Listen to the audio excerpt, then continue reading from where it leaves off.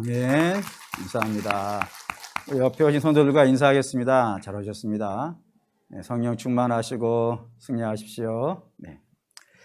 오늘 저와 여러분이 함께 읽은 본문은 포도원 농부의 비유라고 하는 예수님의 유명한 비유입니다. 그런데 항상 성경에서 유명한 잘 알려져 있는 본문을 읽으실 때는 조심하셔야 됩니다. 조심하셔야 되는 이유는 잘 아니까 그냥 일반 상식으로 성경을 읽을 확률이 꽤 높습니다.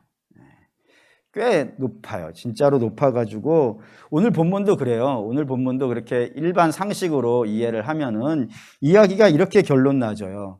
이 포도원 주인에게 세를 내지 아니하고 그거를 강탈하기 위해서 이 아들까지 죽인 악한 농부의 이야기, 이렇게 결론이 내어질 수 있는 확률이 매우 높습니다. 근데 이렇게 결론이 내려지면 굉장히 위험합니다. 어떻게 위험하냐면 우리가 생각할 때 나쁜 사람들이 되는 거예요. 이 농부 이 사람들이 정말 나쁜 사람들이고 비난하게 되어지고, 우리가 해야 될 일은 뭘까요? 우리 주변에 있는 이 악한 사람을 쫓아내는 겁니다. 쫓아내면은 우리에게 아무 문제가 없을 것이다 라고 하는 그런 생각이 들게 할 확률이 굉장히 높게 해석이 되어진다는 말입니다. 그래서 아마 저 포도원 농부의 비유라는 것도 전 잘못된 제목이라고 생각이 되는 거예요. 자꾸 저 농부에게 포인트를 두게 하는 실수를 범할 수 있기 때문에 그렇습니다. 그렇기 때문에 성경을 읽을 때는 상식으로 읽지 마시고 그냥 이런 내용이겠지라고 판단하지 마시고 그 본문을 끝까지 아주 세밀하게 잘 읽어보실 필요가 있습니다. 잘 읽어보면 이제 이런 내용이 들어있어요. 한 부자가 있습니다. 근데 이 부자가 포도원을 하나를 건설했습니다. 그리고 농부들을 그 포도원에 불러가지고 일을 시키고 자기는 타국에 가게 되었습니다. 그리고 때가 되면은 세를 내는 조건으로 일을 맡기고 이제 타국에 갔는데, 이 세를 낼 때가 된 거예요. 세를 낼 때가 돼서 종을 보냈습니다. 종이 와가지고 세를 달라 그랬더니 어떤 일이 벌어졌다고요? 1절 35절 읽겠습니다. 농부들이 종들을 잡아 하나는 심히 때리고 하나는 죽이고 하나는 돌로 쳤거늘. 농부들이 이 종들을 잡아서 때리고 죽이고 쫓아내고 하는 그런 일들이 이제 발생되어졌다고 얘기를 한다 이겁니다. 우리는 이런 질문을 보면, 이런 문장을 보면서 생각을 해보셔야 돼요. 왜 농부가 저랬을까? 분명히 처음부터 조건이 있었잖아요. 이 농부들이 이 포도원에 들어와서 일할 때는 조건이 하나가 있었다고요. 그 조건이 뭐죠? 때가 되면 세를 내는 거예요. 그거 다 조건이 되어져 있는 것이고, 그런 조건에 따라서 왔는데 왜 세는 내지 않고 세 받으러 오는 자들을 공격을 했을까라는 질문을 하셔야 된다 이거예요. 그러면 주인은 이렇게 생각을 했다 이겁니다. 저들이 왜 그랬을 거라고요? 이 종들이 내가 보낸 자들이라는 사실을요, 몰라서 저렇게 했을 것이다. 그러니 내 아들을 보내면, 이 아들은 알지 않겠냐? 이 아들은 아는 자니까 이 아는 자를 보내면 반드시 영접해 줄 것이고 또 세를 낼 것이다 라고 하는 결론에 이른 겁니다. 그래서 아들을 보냈어요. 그래서 아들이 세를 받으려 이 포도원에 왔어요. 왔더니 이 포도원에 일하던 농부들이 어떻게 했다고요? 그 아들까지 죽였다고요. 그러니 주인이 생각에 맞아요, 틀려요? 몰라서 그랬을 거라고 하는 생각은요, 아닌 거예요. 모르지 않은데도 그랬다는 거예요. 그 왜 그랬을까요? 38절에서 39절 읽겠습니다. 농부들이 그 아들을 보고 서로 말하되 이는 상속자니 자 죽이고 그의 유산을 차지하자 하고 이에 잡아 포도원 밖에서 내쫓아 죽였느니라. 알았어요. 이 본문을 보니까 알았어요. 내용이 이래요. 종들이 아들의 유산을 차지하려고 그랬구나 라는 생각이 된다 이겁니다. 그런 생각이 들면 이제 우리가 가지고 있는 일반적인 결론이죠. 나쁜 농부들 이야기. 이런 이야기가 이제 여기에 기반을 두고 있다 이겁니다. 근데 문제는 이 이야기는 여기서 끝 아니면 더 있다 이거예요. 더 나온다 이거예요. 여기 끝나는 얘기가 아니라 이겁니다. 이 뒤에 주께서 질문을 하세요. 40절입니다. 40절 읽을게요. 그러면 포도원 주인이 올 때에 그 농부들을 어떻게 하겠느냐. 여기 이 질문을 하시는데 이 질문을 누구에게 하셨을까요? 이게 중요해요. 질문이 나왔으니까 그 질문 받은 사람이 있지 않겠어요. 그 사람을 찾는 게 제일 중요해요. 그 사람이 어디 나오냐면 21장 23절입니다. 읽을게요. 예수께서 성전에 들어가 가르치실새 대제사장들과 백성의 장로들이 나와 이르되 내가 무슨 권위로 이런 일을 하느냐, 또 누가 이 권위를 주었느냐. 지금 우리가 읽었던 이 포도원 농부의 이야기는 여기서부터 시작되어진 내용이에요. 다시 말하면 예수님이 하루는 예루살렘에 들어가셔서 마지막 죽으시러 들어가셨을 때 이 예루살렘에 들어가셔서 하루는 성전에 가서 설교를 하신 거예요. 이 설교를 하려면 그 앞에 누가 있겠어요? 백성들이 있었을 거란 말이에요. 그 백성들을 모아놓고 설교를 하는 중에 그때까지만 해도 대제사장이나 백성의 장로는 거기 있었어요? 없었어요? 없었다 이거예요. 근데 막 설교를 하고 막 진행하고 있는 중에 이 대제사장과 백성들의 장로들이 나온 거란 말이에요. 나와가지고 당신이 무슨 권세로 여기서 설교를 하느냐, 당신이 무슨 권세로 이런 일을 저지르느냐 라고 이렇게 공격을 한 거란 말입니다. 그 공격에 대해서 예수님이 지금 물으시는 거예요. 이야기를 쭉 진행해 오신 거란 말입니다. 그러면서 백성들에게 묻는 거예요. 나중에 주인이 오면 이 농부들 어떻게 하겠느냐 라고 물으신 것이고, 그 물음이 이 백성들이 다 들은 얘기란 말이에요. 그리고 백성들이 답을 하는 거예요. 41절 읽겠습니다. 그들이 말하되 그 악한 자들을 진멸하고 포도원은 제때의 열매를 바칠 만한 다른 농부들에게 새로 줄지니이다. 그러니까 새 문제라고, 새를 제대로 바칠 자에게 줄 거라고 한 이야기는 누가 한 거예요? 백성들이 한 거란 말이에요. 그러니까 새 문제 갖고 자꾸 집중하고 있는 것은 백성들이 한 얘기란 말입니다. 그럼 주는 뭐라고 하셨느냐? 주 반전이 등장하는 거예요. 43절 읽겠습니다. 그러므로 내가 너희에게 이르노니 하나님의 나라를 너희는 빼앗기고 그날에 열매 맺는 백성이 받으리라. 주는 새 이야기를 안 하시는단 말이에요. 지금 백성들은 새 이야기를 해서 새를 낼 자에게 주겠습니다, 새를 낼 자가 이 포도원에 들어갈 것입니다 라고 이야기를 했는데, 주께서는 새 얘기는 하나도 안 하시고 무슨 얘기로 결론을 내리신 거예요? 열매 이야기로. 열매, 새 이야기가 아니라 이거예요. 열매 이야기로 왔다 이 말입니다. 근데 그 뒤에 또 이런 이야기가 등장해요. 45절에서 46절 읽을게요. 대제사장들과 바리새인들이 예수의 비유를 듣고 자기들을 가르쳐 말씀하신 줄을 알고 잡고자 하나 무리를 무서워하니 이는 그들이 예수를 선지자로 아미니라. 예, 대제사장들과 바리새인들이 분노했대요. 왜 분노하죠? 지금 진멸한다는 말, 그리고 새를 낼 자에게 이 포도원을 줄 것이다, 이 이야기는 누가 한 거예요? 백성들이 했단 말이에요. 백성들이 한 이야기고, 오히려 주께서는 너희는 포도원을 빼앗길 것이다, 너희는 하나님 나라에 들어가지 못할 것이고, 하나님 나라는 누가 들어간다고요? 열매 있는 자가 들어갈 거라고 그랬다고요. 너희라고요. 너희. 그 너희가 누구라고요? 아까 백성들이라고 그랬잖아요. 그러면 지금 화를 내야 되는 건 누구예요? 전체 백성들이 화를 내야 되는 거예요. 너희는 못 간다 그랬으니까.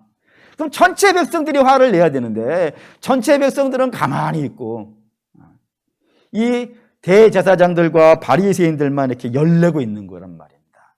이게 분노하고 있다고요. 왜 그럴까? 왜 이런 이야기가 있을까? 이런 관점에서 여러분 지금 생각을 해보셔야 된다 이겁니다. 그럼 우리 한번 좀 생각을 해보죠. 이 이야기의 핵심은 어떤 이야기로 시작이 하냐면, 왜 농부들이 새를 못 냈냐 이거예요. 새를 못 냈냐? 왜 못 냈을까요? 우리 앞에 43절에 읽었어요. 주께서 열매를 맺는 자에게 하나님 나라를 주시겠다라고 하는 것은 이 앞에 있는 사람들은 어떤 사람들이라는 거예요? 열매가 없다는 얘기지 않겠어요? 열매가 있으면 그들이 받았겠지. 근데 그들이 못 받는 것은 그들이 뭐가 없는 거예요? 열매가 없는 거예요. 다시 말하면 이들이 새를 왜 못 내고 있는 거예요 지금? 열매가 없어서 그렇다 이거예요. 열매가 없기 때문에 새를 낼 수가 없고, 새를 못 내면 죽음을 받으니까 그 죽음 받기 싫어가지고 아예 자기들이 차지하자, 이런 식의 결론이 이르렀다 이겁니다. 그러면 이제 우리 생각을 이렇게 바꿔야 돼요. 농부 쪽의 이야기가 아니라 농부 쪽으로 가면 안 되고, 이 포도원에는 왜 열매가 없었을까? 왜 열매가 없어가지고 새를 못 내고 있는 걸까? 라는 관점으로 이 본문을 갖고 가야 된단 말입니다. 그러면 포도원에 뭐 문제가 있어서 그런가? 라는 생각이 들겠죠? 33절 읽겠습니다. 33절 읽겠습니다. 다른 한 비유를 들으라. 한 집 주인이 포도원을 만들어 산 울타리로 두르고 거기에 즙자는 틀을 만들고 망대를 짓고 농부들에게 세로 주고 타국에 갔더니, 이 농부의 이 포도원 이야기가 여기 진행이 되어져 있어요. 여기에 뭐라고 되어 있냐면 포도원이 건설되어졌는데 이 주인은 이 포도원이 잘 되기를 바랐어요. 너무너무 잘 되기를 바랐어요. 그래서 여기다가 좋은 것들을 갖다 놨습니다. 첫 번째 뭘 갖다 놨냐면 울타리로 둘러놨다고요. 울타리 왜 둘르겠어요? 뻔하죠.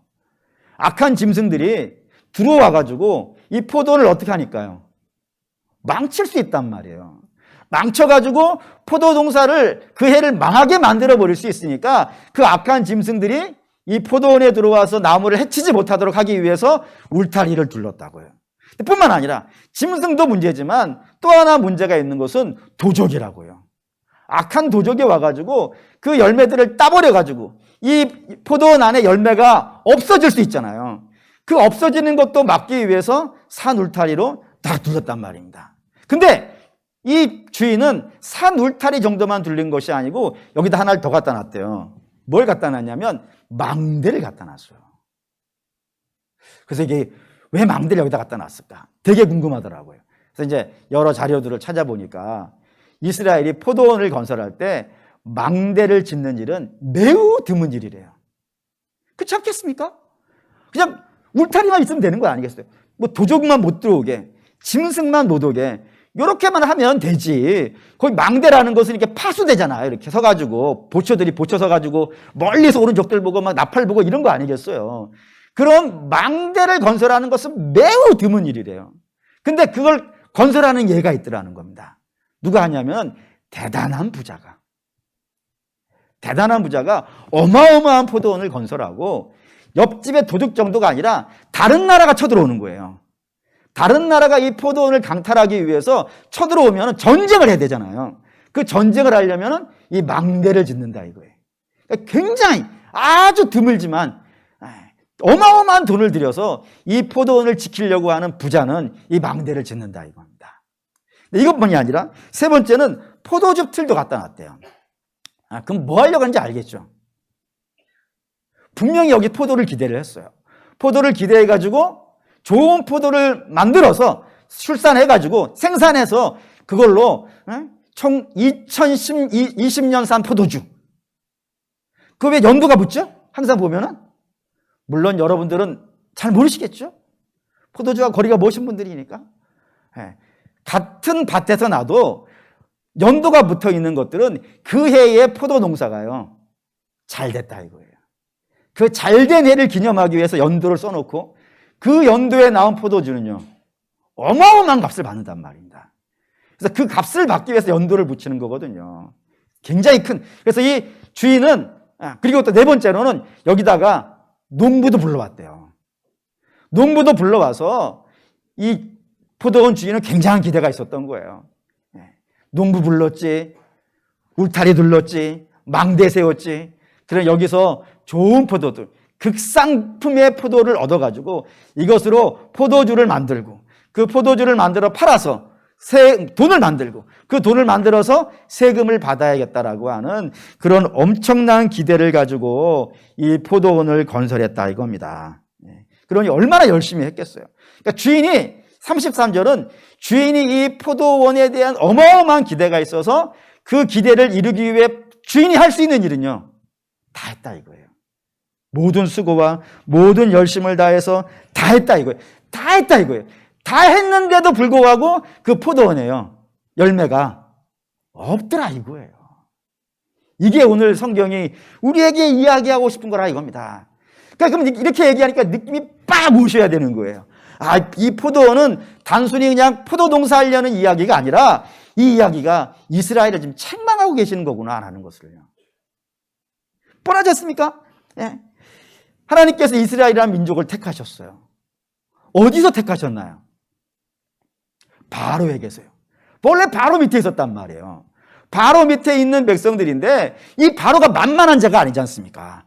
당대 최고의 왕이라고 불리는 사람이고 심지어는 그의 권세와 그의 힘이 얼마나 막강했든지 하나님하고도 한번 붙어보겠다라고 한 사람이고 우리는 웬만하면 하나님이 한 대만 치면 나자빠지잖아요. 근데 이 바로는 한두 대 맞아가지고는요, 괜찮다 그러는 거예요. 얼마나 맞았냐면 10번이나 맞고, 그것도 항복을 안 해가지고 결국에는 하나님이 바다를 가르시고 이스라엘은 건져내시고 바로의 군대는 거기에 침몰하셔야만이, 침몰시키는 그 이런 모든 일들을 통해서만이 항복할 만큼 그런 막강한 왕이란 말이에요. 네? 그렇게 하셨단 말이에요. 그렇게 해서 이스라엘을 불러내셨다고요. 근데 이게 끝이 아니에요. 주께서 그렇게 파온 포도나무를 가나안에 갖다 심어버리신 거예요. 적과 꿀이 흐르는 땅에다가. 근데 심어놓기만 하면 안 될 것 같아가지고 거기에다가 울타리를 두르셨다니까요. 악한 자들이 쳐들어오면요, 다 막아주신다 이거예요.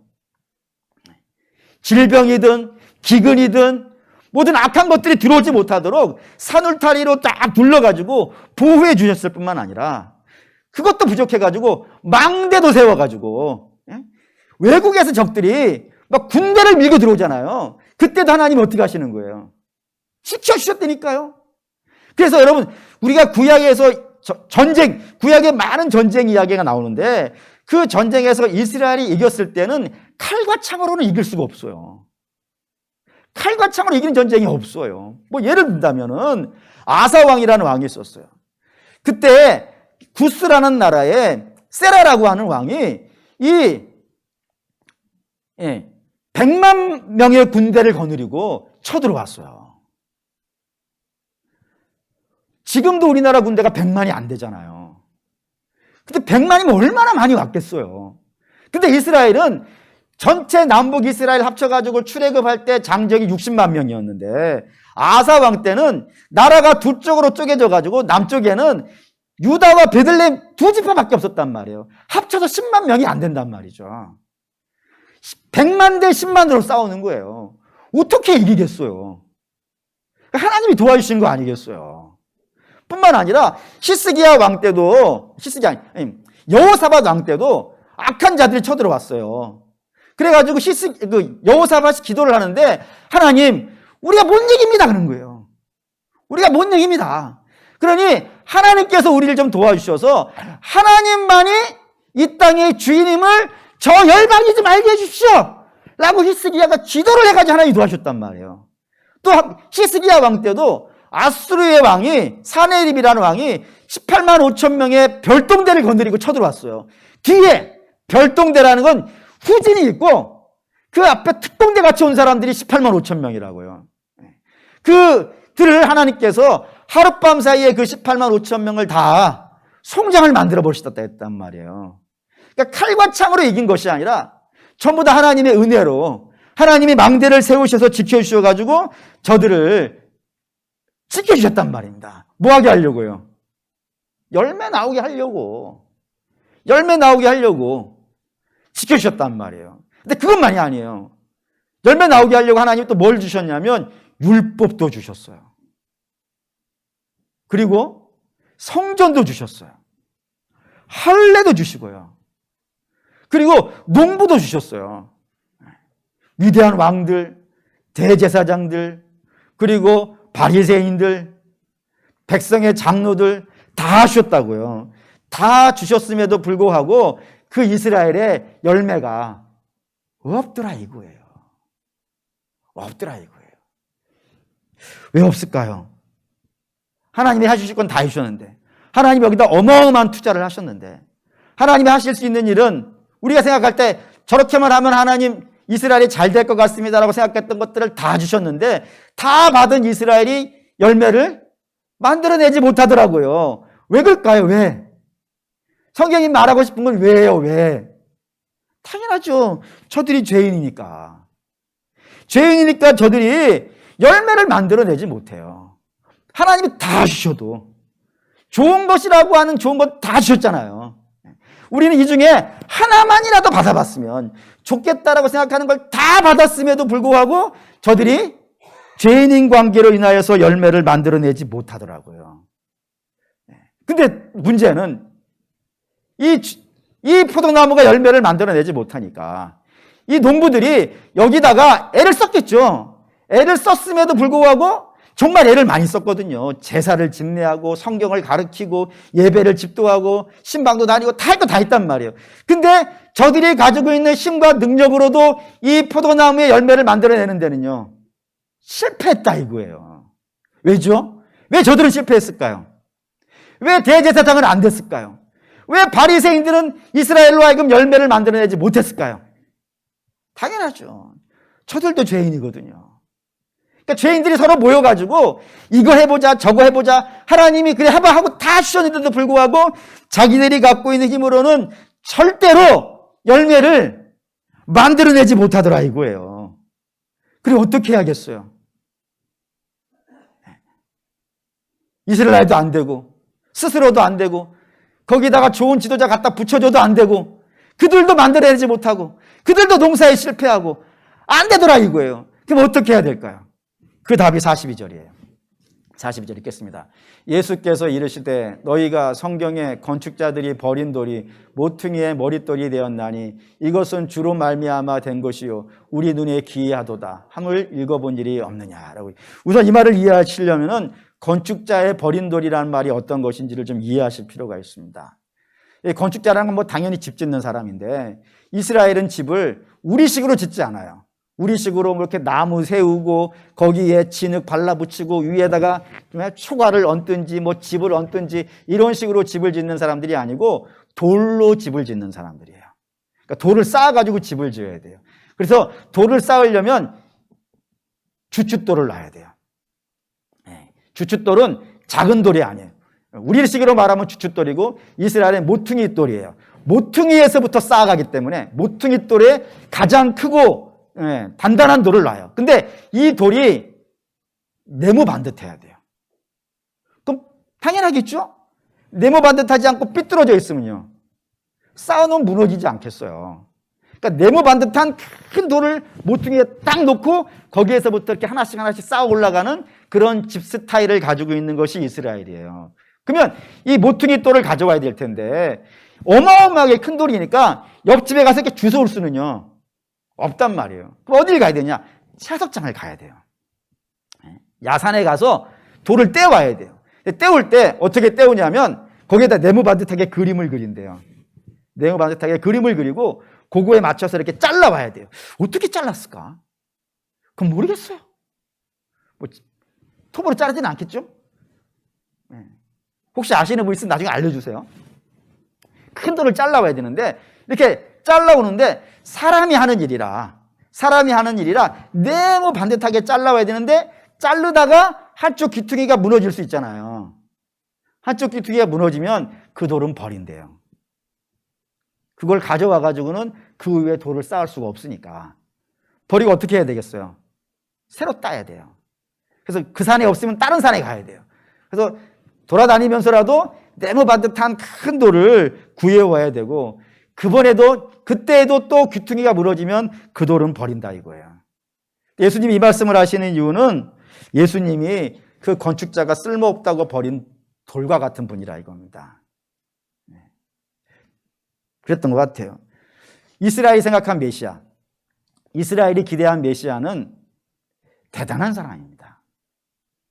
성경이 메시아가 대단하다고 말한 건 적은 없어요. 성경은 오히려 이렇게 얘기했어요. 이사야 53장 1절 읽겠습니다. 우리가 전한 것을 누가 믿었느냐? 여호와의 팔이 누구에게 나타났느냐? 이사야가 메시아가 나타나서 이스라엘을 구원할 것이라고 하는 하나님의 예언을 받았어요. 근데 그 예언이 너무 기가 막힌 거예요. 일반적으로 상식했을 때 영웅의 모습이 아닌 거예요.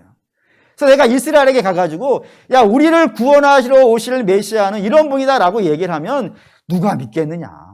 아무도 안 믿을 것 같은 거예요. 그런데도 하나님이 이야기하라니까 이야기를 합니다. 2절부터 보시죠. 2절 3절 읽겠습니다. 그는 주 앞에서 자라나기를 연한 순 같고 마른 땅에서 나온 뿌리 같아서 고운 모양도 없고 풍채도 없은즉 우리가 보기에 흠모할 만한 아름다운 것이 없도다.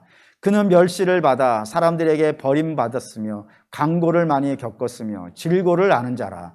마치 사람들이 그에게서 얼굴을 가리는 것 같이 멸시를 당하였고 우리도 그를 귀히 여기지 아니하였도다라고요.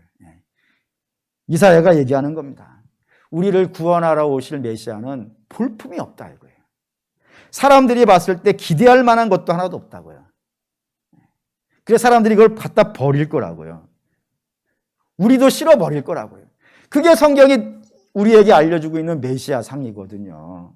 그런데 이스라엘은 하나님이 이렇게 이야기하셨음에도 불구하고 이런 생각들을 갖지 않고 그냥 저들이 가진 생각은 메시아는 정말 대단한 자일 거라고 생각을 한다 이겁니다. 그래서 다윗의 가문에서 날 자니까 다윗의 가문은 왕족이고 왕족은 어디서 나는 거예요? 왕궁에서 나는 거예요. 마치 동방에서 박사들이 메시아의 별을 보고 맨 처음 찾아간 곳이 어디예요? 왕궁이에요.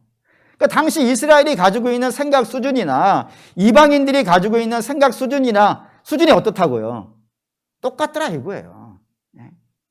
하나님의 뜻에 따라서 메시아를 바라보는 것이 아니고 그냥 자기들이 생각하는 거예요. 아, 메시아 왕은 이런 왕 가문에서 태어나는 것이지. 이렇게 생각할 뿐만 아니라 또 그들은 메시아는 가방끈도 길 거야. 좋은 가문에서 태어났으니까 이것저것 공부도 많이 해가지고 뭐 학교도 좀 좋은 데 다녔겠지. 이런 생각도 했을 것이고 또 로마로부터 우리를 건져내야 될 테니까 로마는 어마어마하게 큰 나라이고 그 나라하고 싸울 장수라면은 기골이 어때야겠어요? 뭐 관우쯤 돼야 되지 않겠어요? 청령 언어도 아시나요? 장팔삼호 그런 것도 들고 다니면서 말이지 좀 휘둘르고 말이죠. 이런 기백이라도 좀 있어야 되지 않겠어요? 근데 그런 메시아를 기다리고 있는 이스라엘 앞에 나타난 메시아는요 너무 초라한 거예요. 그분 목수의 아들로 태어난 거예요. 뿐만 아니라 그 목수의 아들도 너무 가난한 거예요. 얼마나 가난했는지 성경은 이렇게 기록하고 있어요. 자기의 부인이 애를 낳는데 그 부인의 애를 어디서 받아냈다고요? 마구간에서. 한번 생각을 해보시죠. 우리 여기 남신도 여러분, 너무너무 존경하는 우리 남신도 여러분, 여러분의 아내가 애를 낳을 거예요. 그럼 마구간에서 나게 하시겠습니까? 목사님 그때 그 여관에 방이 없었다 그러던데요. 예를 들어 여관방이 하룻밤 빌리는데 10,000원이라고 칩시다. 그럼 한 30만 원 탁 쥐어주면서 방 하나 주십시오. 그러면 주인이 어떻게 할 것 같으세요? 지방이라도 내줘요. 그렇지 않겠어요? 여유가 있으면 그렇게 할 수 있어요. 아예 하나 집을 짓지 뭘. 슉슉 지면 될 게 아니겠어요? 근데 그거를 구할 힘이 없는 거예요. 그래서 예수님도 그 가문에서 자라셨기 때문에 이런 말씀 하시잖아요. 여우도 굴이 있고 새도 공중에 집 틀 데가 있다고, 둥지가 있다고. 근데 인자는 어떻다고요? 머리 둘 곳도 없다고. 그런 모습으로 사셨었고 또 그분의 주변에 따라다니고 있는 사람들은 유명한 사람이 없어요. 뭐 유비 옆에는 관우장비, 조자령 이런 사람 따라다니지만 예수님 옆에는 베드로, 요한 이런 애들이라니까요. 목사님 베드로, 요한이면 대단한 사람 아닙니까? 대단하지 않아요, 여러분. 맨날 병든 자, 먹을 것이 없어가지고 도시락 점심때가 됐는데도 불구하고 손가락 쪽쪽쪽 빨고 있어가지고 예수님 5,000명 먹이시는 일을 해야 되셔야 되고 귀신 들린 자, 병든 자, 맨 이런 사람들이잖아요. 창녀, 그리고 세리, 죄 이런 사람만 따라다니잖아요.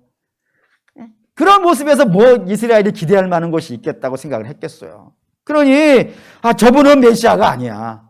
성경에 말한 것과 관계없이 우리의 기대하고 안 맞아 해가지고 갖다 버렸다 이거예요. 그게 건축자의 버린 돌이라 이겁니다. 그런데 하나님이 어떻게 하셨다고요? 그 건축자가 갖다 버린 돌로 가지고 뭘 하셨다고요? 집에 모퉁이로 딱 세워놓으셨다 이거예요. 그러니까 예수님이 그런 모습으로든 저런 모습으로든 관계없이 그분이 우리의 메시아인 이유는 하나님이 그렇게 하셨다 이거예요. 그러면 하나님이 저분이 메시아라고 했으면 그의 모든 피조물들은 다 어떻게 해야 되는 거예요? 그분을 메시아로 받아들이고 그분이 모퉁이 돌이니까 그분 위에 쌓아야겠죠. 맞습니까? 틀립니까? 그분이 메시아고 그분이 모퉁이 돌이라면은 집이 되고 싶은 사람은, 하나님의 집이 되고 싶은 사람은 그 위에 쌓아야 된단 말이에요. 보시죠. 에베소서 2장 20절에서 22절 사도 바울이 이렇게 얘기했어요. 읽겠습니다. 너희는 사도들과 선지자들 터 위에 세우심을 입은 자라. 그리스도 예수께서 친히 모퉁이 돌이 되셨느니라. 그의 안에서 건물마다 서로 연결하여 주 안에서 성전이 되어가고 너희도 성령 안에서 하나님이 거하실 처소가 되기 위하여 그리스도 예수 안에서 함께 지어져 가느니라. 너희 성전 되고 싶냐 이거예요. 그럼 어디 위에 서야 된다고요? 모퉁이 돌 대신 예수 그리스도 위에 서가지고 서로 연결되어줘야지. 예수 그리스도 빼고 니들끼리 연결되면 성전이 되겠냔 말이에요. 안 된다 이거는. 반드시 예수님이 모퉁이 돌이고 그 위에 서야 된다 이겁니다. 좀 더 가보시죠. 예수님도 똑같은 말씀을 하셨어요. 마태복음 7장 25절에서 27절 읽겠습니다.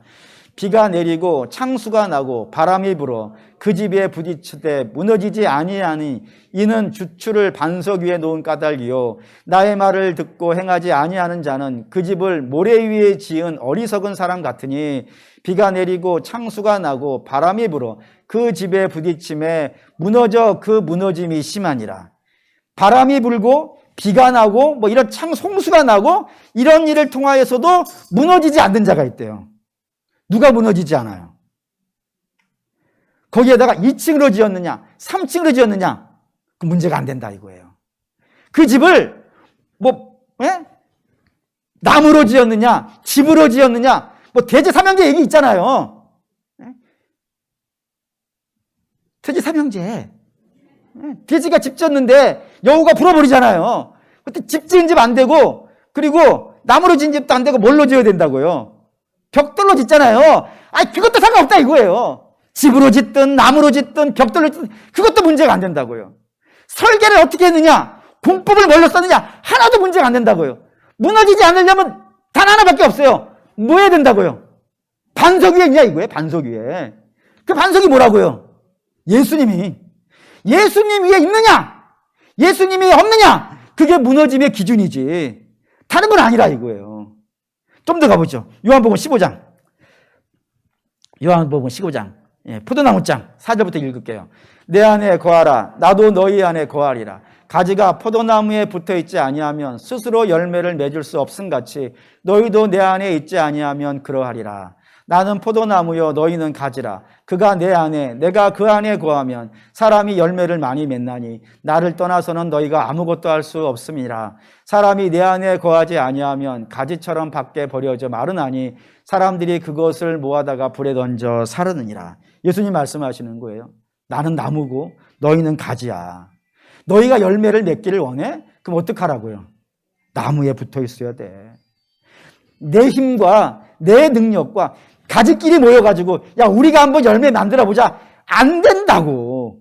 니들이 가지가 100개가 모이든 10,000개가 모이든 굵은 가지가 모이든 연약한 가지가 모이든 니들끼리 모여가지고 열매 만들어 해보자. 안 된다고. 너희가 열매를 맺으려면 굵은 가지든 짧은 가지든 두꺼운 가지든 안 두꺼운 가지든 전부 다 어떻게 된다고요?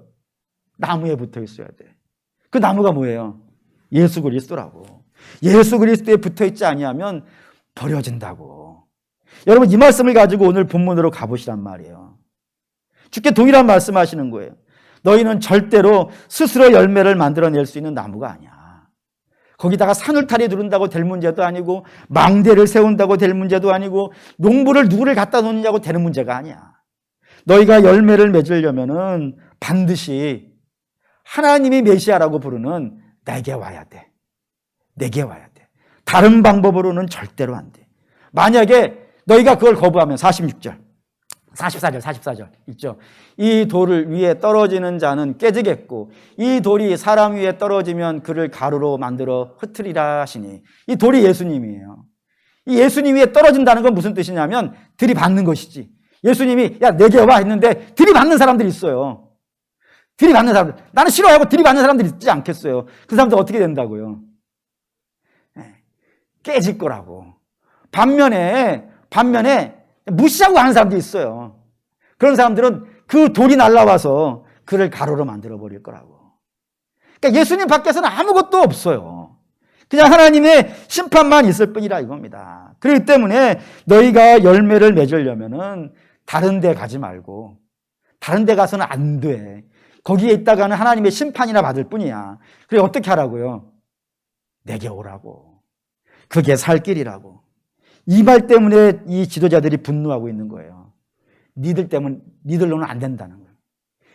이 사람들 따라가서는 안 된다고. 여러분, 이것이 지금도 동일하지 않습니까? 지금도 왜 다른 종교를 가지고 있는 다른 종교에서 기독교 그렇게 핍박을 하고 모욕을 하는 거예요. 기독교는 분명히 얘기하는 거예요. 아니, 니들이 좋은 종교를 만들 수 있어. 그래서 이 사회를 좀 훌륭하게 만들 수도 있지. 고등 종교니까. 근데 아무리 그렇게 좋은 종교를 만들어낸다 하더라도 하나님이 원하시는 열매는 너희들 힘으로는요, 안 된다 이거예요. 안 된다고. 안 된다고. 그렇게 안 되다가 하나님의 심판만 받게 될 뿐이라고. 그러니 어떻게 하라고요? 그리 가지 말고 이리 오라 그런 거란 말이에요. 그러니까 종교도 마찬가지고 윤리도 마찬가지고 도덕도 마찬가지고 학문이나 철학이나 뭐 몽땅 다 마찬가지라고요. 사회를 훌륭하게 만들 수 있을지는 모르겠지만 그건 잠깐 이 세상이라고. 잠깐. 하나님이 찾으시는 열매는 아니라고요. 하나님이 찾으시는 열매가 있어야 하나님의 심판을 안 받을 텐데, 그러려면은 이리 오라 이거예요. 내가 너로 열매를 만들어 주겠다고. 내게 오고 나와 만나는 자들은 내가 반드시 너희의 삶에 하나님이 기뻐하신 열매를 만들어 줄 테니까 내게 오라 그런 거란 말입니다. 그래서 사랑하는 믿음의 성도 여러분, 오늘 본문의 이야기는 유산을 노린 농부 이야기가 아닌 거예요. 유산 노린 농부 이야기가 아니라 너희의 힘과 너희의 능력으로는 하나님이 기뻐하시는 열매를 만들지 못할 것이고, 하나님이 기뻐하시는 열매를 만들어내지 못하면 결국에는 너희들은 하나님의 심판을 받을 수밖에 없으니까 그러면 안 되지 않냐 이거예요. 그러면 안 되니 어떻게 하라고요? 내게 오라고. 나를 구세주로 영접하고 나와 연결되어지고 날마다 내가 너희에게 공급하는 그 은혜를 받고 내가 너희를 사랑하는 그 사랑을 덧입으라고요. 그래서 새로운 존재가 되어지면 너희는 그때는 어떻게 될 수 있다고요? 열매를 맺을 수 있다 이겁니다.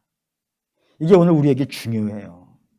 우리에게 중요한 이유는 우리는, 여러분들은 아니겠지만 간혹 보면은 예수님이 없이도 스스로 열매를 만들어낼 수 있다라고 하는 신화에 빠져 있는 분들이 꽤 많아요.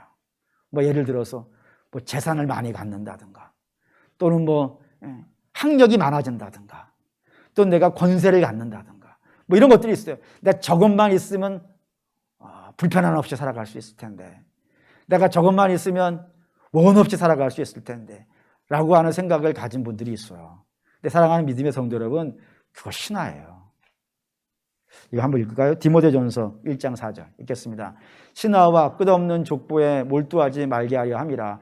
이런 것은 믿음 안에 있는 하나님의 경륜을 이름보다 도리어 변론을 내는 것이라. 신화 따라가지 말라고. 끝없는 족보라는 건 내가 출신이 어디냐, 내가 유대인이냐, 내가 헬라인이냐, 내가 어떤 가문에서 냈고 내가 어떤 교육을 받았고 이런 것에 의해서 하나님 역사 나타나지 않는다고.